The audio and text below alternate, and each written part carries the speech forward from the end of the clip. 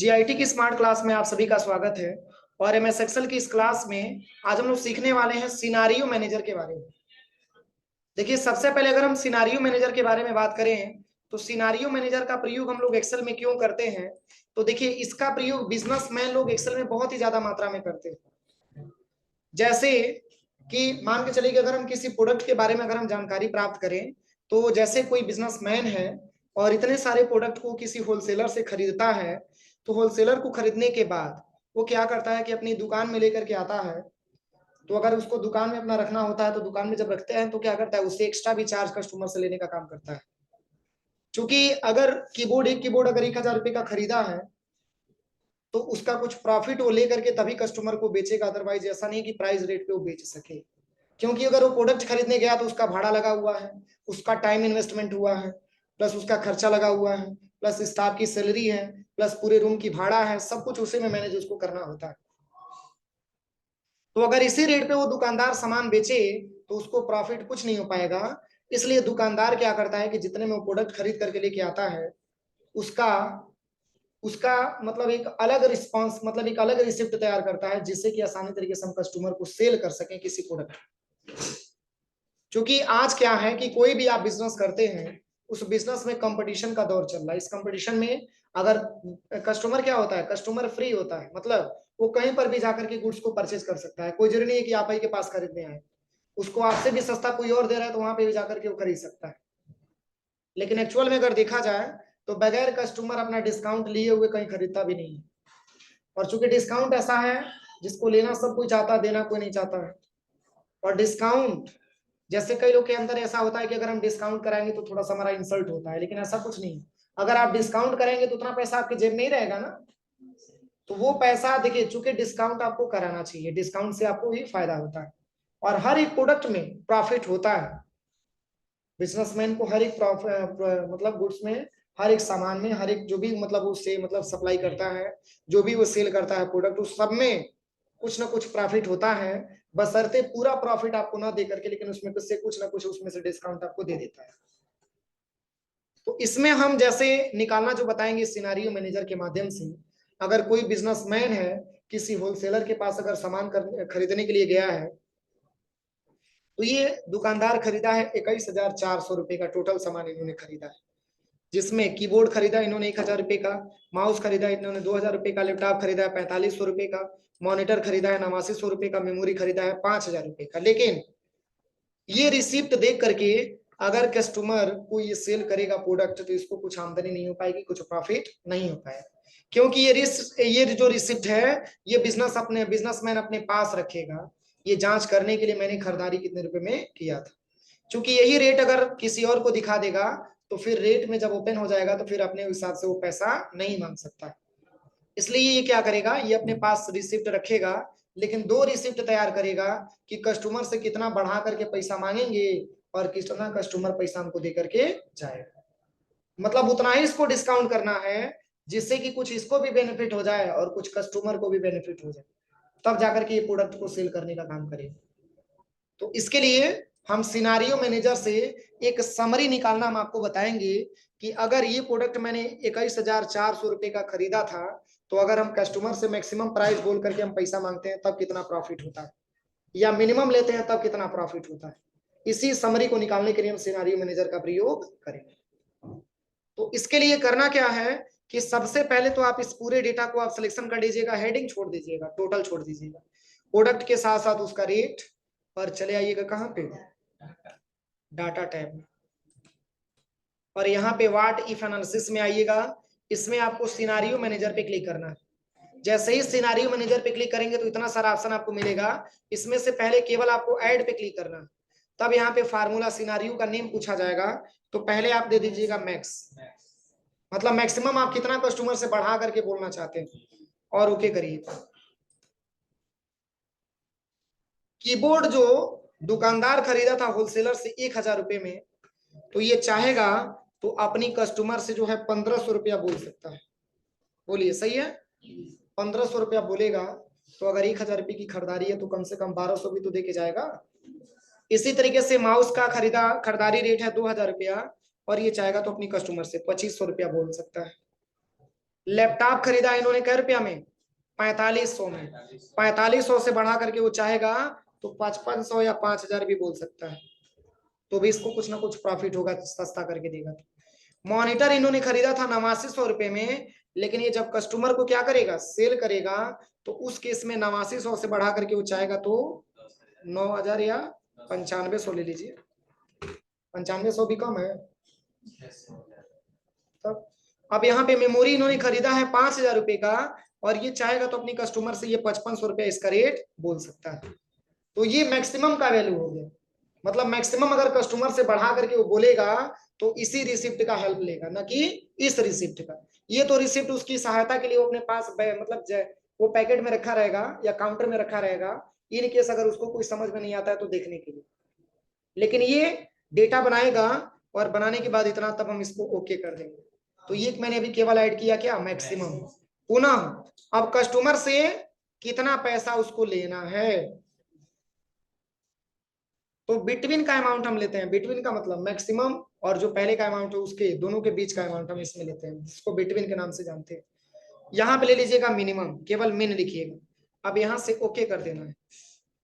अब यहाँ पे 1000 कीबोर्ड का रेट था, बढ़ा करके कस्टमर से कितना बोला गया था, 1500। चलिए कस्टमर से कहेगा कि ठीक है आप 1500 नहीं दे सकते हैं, चलिए कम से कम 1200 दीजिए, तो भी 300 रुपया उसके लिए बेनिफिट हो गया, और इसके लिए 200 रुपया प्रॉफिट हो गया। बोलिए सही है। चलिए माउस का रेट इन्होंने 2000 रुपया कस्टमर से बोला, 2000 नहीं दे रहा है, 2500 बोला था, 2500 नहीं मिल पा रहा है, तो कम से कम कोशिश करेगा तो भी 2100 इसको मिल जाएगा। अरे किसी प्रोडक्ट में कम कमाएगा, किसी प्रोडक्ट में ज्यादा कमाएगा, ठीक है ना। लैपटॉप का इन्होंने रेंज बोला था क्या रुपया, 5500 रुपया। अब 5500 कस्टमर कह रहा है 5500 हम नहीं देने, मात्र आपको देंगे हम कितना, 5000 रुपया। तो 5000 यहाँ पे टाइप कर लीजिए, फिर भी 500 रुपए की बेनिफिट इसको हो गई, प्रॉफिट इसको हो गई। मॉनिटर का रेट इन्होंने कितना रुपया बताया था, 9500 रुपया, लेकिन 9500 से कम देना चाहता है कस्टमर, तो कहेगा तब ठीक है चलिए कोई दिक्कत नहीं है, कम से कम 9200 तो दे सकते हैं ना। मेमोरी का रेट इन्होंने बताया था क्या रुपया, 5500। ये कस्टमर कह रहा है कि चलिए हम 5500 नहीं देंगे, कम से कम मात्र जो है आपको देना हो तो आप 5100 में हमको दे दीजिए, फिर भी इसको बेनिफिट हुआ। हुआ कि नहीं हुआ, ओके कर लीजिएगा। ओके करने के बाद हमने मैक्सिमम ऐड कर लिया और मिनिमम ऐड कर लिया। ऐड करने के बाद उसके बाद से आपको निकालना है क्या, समरी, कि मतलब पहले वाले अमाउंट से अगर मैक्सिमम अमाउंट से और मिनिमम अमाउंट से कंपैरिजन करें तो क्या रिजल्ट हमारा आ रहा है। मतलब कोई ऐसा डिस्काउंट हम कस्टमर को नहीं दे दिए हैं कि जो हमारा खरीदारी मूल्य से भी ज्यादा हमको लॉस हो रहा हो। इस चीज को निकालने के लिए हमको समरी ज्ञात करना होता है। तो यहीं पे एक ऑप्शन आपको मिलता है क्या, समरी। बस आपको समरी पे क्लिक करना है। समरी पे क्लिक करते ही आपसे यहाँ पे पूछा जाएगा सबसे पहले रिजल्ट सेल। क्या पूछ रहा है, रिजल्ट सेल। इसमें आप ले लीजिएगा टोटल अमाउंट। क्या लेना है, टोटल अमाउंट। मतलब इसका तो टोटल दिखाए ही दिखाए, सम का मतलब मैक्सिमम का भी दिखाए और मिनिमम का भी दिखाए। जब तक दोनों सम करके नहीं दिखाएगा हमको, जो है टोटल अमाउंट हमको नहीं दिखाएगा, और जब तक समरी तीनों का नहीं दिखाएगा इक्वल वैल्यू का, तब तक हम कंपैरिजन नहीं कर सकते। इतना करने के बाद बस आपको ओके बटन प्रेस कर देना। जैसे ही ओके बटन पे प्रेस करेंगे तो ऐसा इंटरफेस आपके सामने आ जाएगा। देखिए अगर ये पहले वाला मूल्य देखेगा तो पहले वाला मूल्य 21400 रुपए का था, सही है। 21400 रुपए का ये खरीदारी अपना मूल्य दिखाया, और कस्टमर से ये बढ़ा करके मांगा था तो 24500 रुपया मांगा था, लेकिन कस्टमर अगर दे करके भी गया है तो भी 22600 रुपया। तो कुल कितना प्रॉफिट हुआ, कितना प्रॉफिट हुआ, 21400 में से 22600 माइनस करिए, कितना बचेगा, 22600 में से, और 21400 माइनस करेंगे तो कितना बचेगा। इसमें आप ले लीजिएगा 22600 और माइनस करिएगा 21400। देखिए टोटल 1200 रुपए का प्रॉफिट हो रहा है। और प्रोडक्ट का एगो है, 2 2 4 मात्र 5 प्रोडक्ट है। अगर 5 प्रोडक्ट में 1200 रुपए का प्रॉफिट हो रहा है तो सोचिए वो 5 ही प्रोडक्ट रख के अपना बिजनेस नहीं करेगा, उसके पास प्रोडक्टों की संख्या बहुत ज्यादा मात्रा में।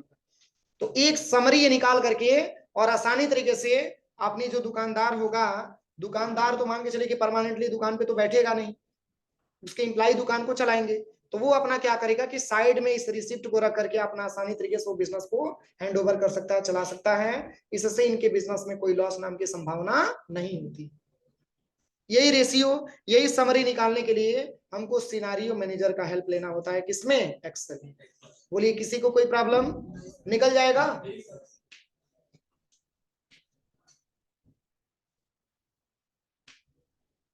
चलिए इसके बाद से एक और फार्मूला हम बता दे रहे हैं, ठीक है? इसके बाद से एक और हम फार्मूला आपको बता दे रहे हैं, इसी से मतलब वो भी बहुत इजी फार्मूला है, इसी से संबंधित एक और फार्मूला हम आपको बता दे रहे हैं। कंसोलिडेट, एक्सेल में एक फार्मूला आता है कंसोलिडेट फार्मूला। कौन सा फार्मूला? Consolidate formula. कंसोलिडेट का प्रयोग ये होता है कि वो डेटा को जोड़ करके और तब जाकर के उसका एक समरी तैयार करके आपको बताता है। जैसे कंसोलिडेट का प्रयोग हम लोग तब करते हैं जब दो डेटा को जोड़ करके और तीसरे सीट पे उसका रिजल्ट आपको जानना है, तो इसके लिए कंसोलिडेट का प्रयोग हम लोग करते हैं। तो एक्सेल में कंसोलिडेट को हम कैसे डिफाइन कर पाएंगे, कंसोलिडेट को हम कैसे समझ पाएंगे? तो कंसोलिडेट के लिए जरूरी है कि एक से ज्यादा आपके पास टेबल होना चाहिए। एक से ज्यादा टेबल रहेगा तो आप आसानी तरीके से उसका रिजल्ट जान सकते हैं। जैसे यहाँ पे मैं बना दे रहा हूं समझने के लिए, कोई दिक्कत नहीं ना है? हो जाएगा ना? बहुत छोटा छोटा फार्मूला इसलिए मैं बता दे रहा हूँ। यूज ऑफ कंसोलिडेट,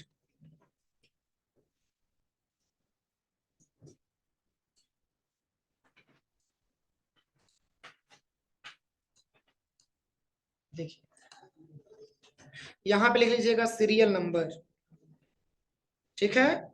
और यहां पे लिख लीजिएगा इंप्लाई नेम, ठीक है ना? Imply name.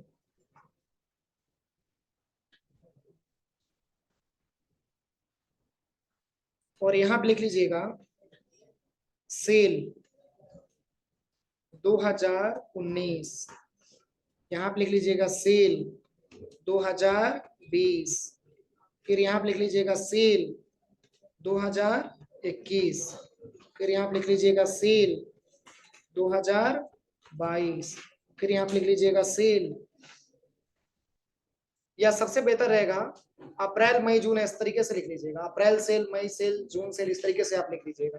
मतलब किस तरीके से सेल अमाउंट ये किया है, इस सेल को मतलब यहाँ पे चाहेंगे तो इस तरीके से भी लिख सकते हैं, लेकिन सबसे बेहतर होगा कि आप इस तरीके से टेबल बनाइएगा। यहाँ पे लिख लीजिएगा जनवरी सेल, और यहाँ पे लिख लीजिएगा फरवरी सेल, और यहाँ पे लिख लीजिएगा मार्च सेल, और यहाँ पे लिख लीजिएगा अप्रैल सेल, और यहीं पे लिख लीजिएगा आपका जो है मई, और यहाँ पे लिख लीजिएगा जून, और यहाँ पे लिख लीजिएगा टोटल सेल। मतलब ये मान के चलिए कि मैं 2022 का रिकॉर्ड यहाँ पे मैंने दिखाया, 2022 का रिकॉर्ड मैंने यहाँ पे दिखाया, 2022 में कौन कौन से इम्प्लाई थे और उन्होंने कितने रुपए का सेल किया था, वही डेटा हम बनाने वाले हैं, ठीक है? जैसे मान के चलिए कि यहाँ पे जो है सबसे पहले अगर हम टेबल को बनाए तो मान के चलिए कि किसी साल में हमारा इनकम कम होता है, किसी साल में हमारा इनकम ज्यादा होता है। कोई जरूरी नहीं कि 2023 में या 2022 में बहुत अच्छा आपका इनकम हुआ हो तो 2023 में भी आपका इनकम बहुत अच्छा हो, ऐसा कोई कंपलसरी नहीं होता। आपका हो सके कि 2022 में इनकम बहुत अच्छा हुआ हो, बिजनेस अच्छा चला हो, 2023 में उससे भी खराब हो सकता है। तो जैसे यहाँ पे सीरियल नंबर हम यहाँ पे टाइप कर लेते हैं, इसी को हम ड्रैग एंड ड्रॉप कर देते हैं। अब इसमें कुछ इंप्लाइयों का नाम हम यहाँ पे टाइप कर देते हैं, जैसे राजेश, फिर यहाँ पे मैंने लिख लिया जाकिर, रोहित, कमलेश, कमल, प्रवीण,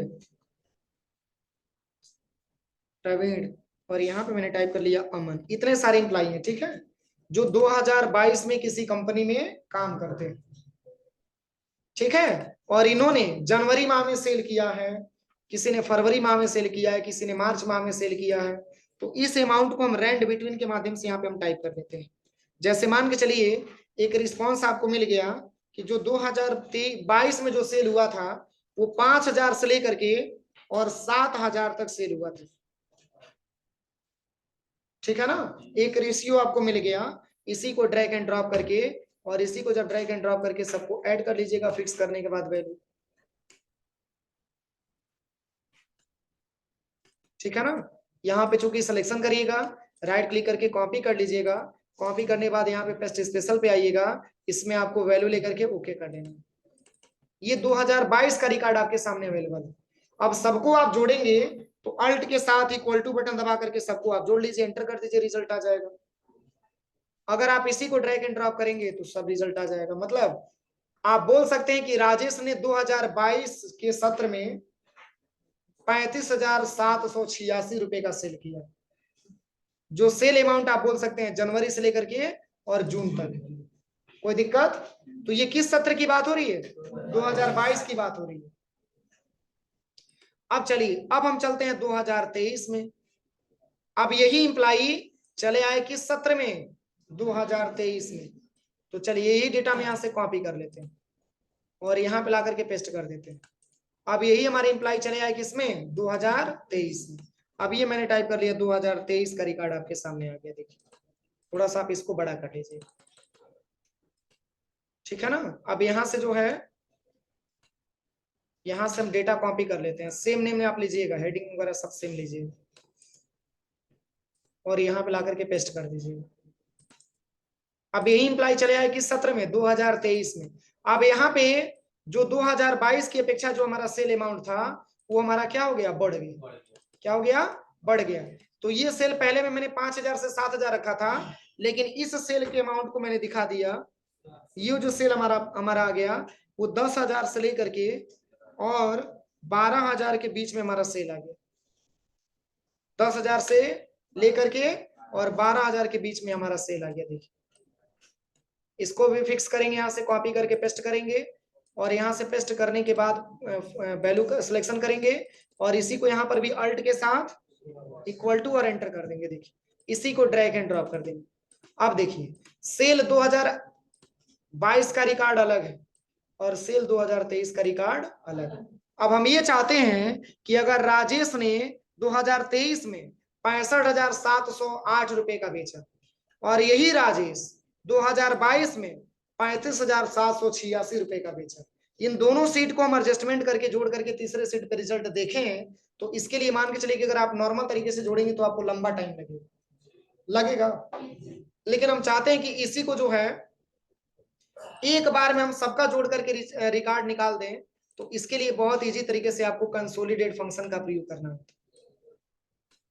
इसका प्रयोग कंसोलिडेट फंक्शन का प्रयोग करना है।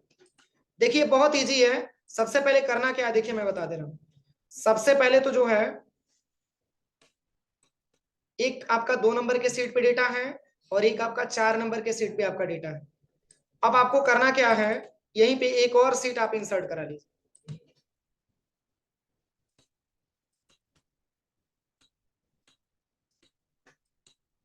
Seat number 5। सीट नंबर 5 पे आपको क्या करना है? कंसोलिडेट का आपको रिजल्ट चेक करना है, देखना। तो देखिए इसके लिए आपको करना क्या है, इसके लिए सबसे पहले आप आ जाइएगा कहां पे? डाटा टैब, और यहीं पे एक ऑप्शन आपको मिलेगा कंसोलिडेट, दिख रहा है? बस इसी पे जस्ट क्लिक करिएगा और क्लिक करते ही ऐसा इंटरफेस आपके सामने आएगा। फंक्शन में सम होना चाहिए, ध्यान दीजिए। यहाँ पे रेफरेंस पूछ रहा है ना, तो इस रेड वाले कलर वाले ऑप्शन पे क्लिक करिएगा ब्राउज पे और यहां से चले आइएगा सीट नंबर 2 पे। अब यहां से लेकर के यहां तक आपको डेटा को क्या कर लेना है? सेलेक्ट कर लेना। सेलेक्ट करने के बाद इसको भी ऐड कर दीजिए। क्या करना है? ऐड करना है। और पुनः कर्सर आप यहाँ पे लेकर जा करके और बैक स्पेस दबा करके इसको हटा दीजिए। जब इसको ऐड कर लेंगे तो उसको रखने का कोई मतलब नहीं। पुनः आप इस पे क्लिक करिएगा, पुनः आप चले आइएगा सबसे पहले सीट नंबर 4 पे, यानी कि दूसरे टेबल पे। पुनः यहां से लेकर के यहां तक पुनः डेटा आप सिलेक्शन करिएगा। सिलेक्शन करते समय ध्यान दीजिएगा कि कुछ ऑप्शन आपका छूटना नहीं चाहिए। अगर छूट जाएगा तब कुछ प्रैक्टिकल नहीं हो पाएगा, ध्यान दीजिएगा, ठीक है ना। सिलेक्शन करने के बाद पुनः अब इसको भी हम यहां से क्या करेंगे? ऐड कर देंगे। ऐड करने के बाद पुनः बैक स्पेस से हम इसको हटा देंगे। हटाने के बाद सीट नंबर 5 पे चले आइए, क्योंकि इसी पे आपको ये रिजल्ट जानना है।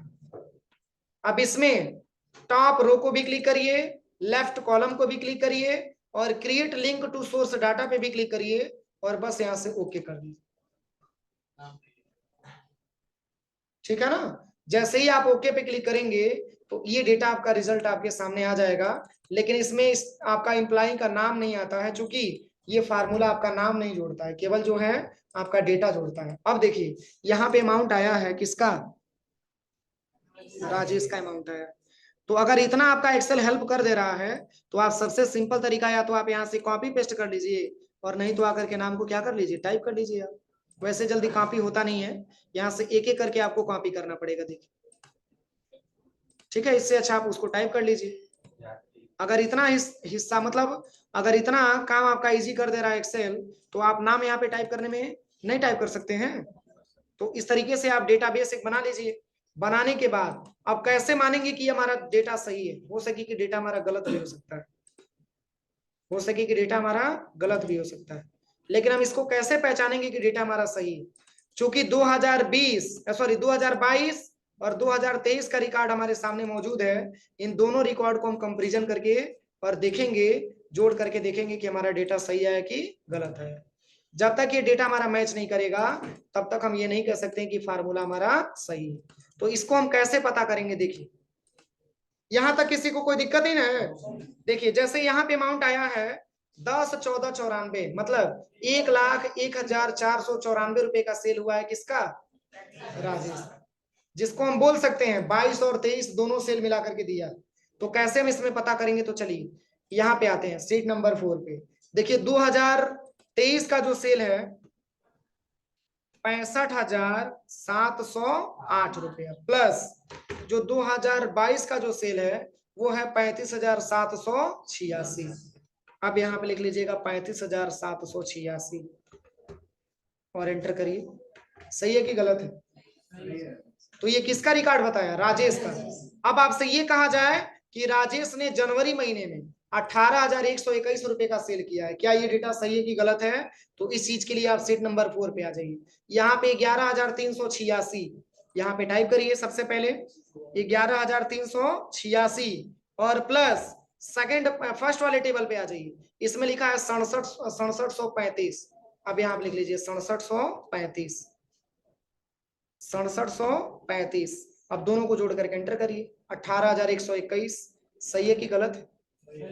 कोई दिक्कत? तो जब एक का फाइंड हो गया तो दूसरे का भी फाइंड तो हो ही जाएगा, कोई दिक्कत? तो ऐसा नहीं कि दो ही टेबल को ये जोड़ेगा, जितना भी टेबल आप बना लेंगे उतना पूरा टेबल को जोड़ करके एक बार में उसका समरी बता देता है, एक बार में रिजल्ट बता देता है। ठीक है ना। तो ये कंसोलिडेट ऑप्शन होता है, एक से ज्यादा टेबल जितना भी आपको जोड़ना हो आप आसानी तरीके से जोड़ सकते हैं। कंसोलिडेट का प्रयोग एक्सेल में इसीलिए किया जाता है। दो टेबल को जोड़ करके उसका रिजल्ट अगर आप दूसरे पेज पे देखना चाहते हैं, दूसरे सीट पे देखना चाहते हैं, इसके लिए कंसोलिडेट ऑप्शन का प्रयोग हम लोग करते हैं। बोलिए किसी को कोई प्रॉब्लम हो जाएगा? तो दो ही सीट मैंने तैयार किया है, पर केयर ये करिएगा कि अभी नहीं कि सीट नंबर 1 में कोई और नाम और सीट नंबर 2 में कोई और नाम, तब नहीं रिजल्ट बताएगा। नाम और हेडिंग आपका सेम होना चाहिए। हाँ, सेल अमाउंट आप चेंज कर दीजिए, 2022 में कुछ और सेल हुआ, 2023 में कुछ और सेल आप दिखा दीजिए, ये दोनों आपका चेंजिंग होना चाहिए। हो जाएगा? तो ये दोनों प्रैक्टिकल आप लोग लैब में करिए, ठीक है।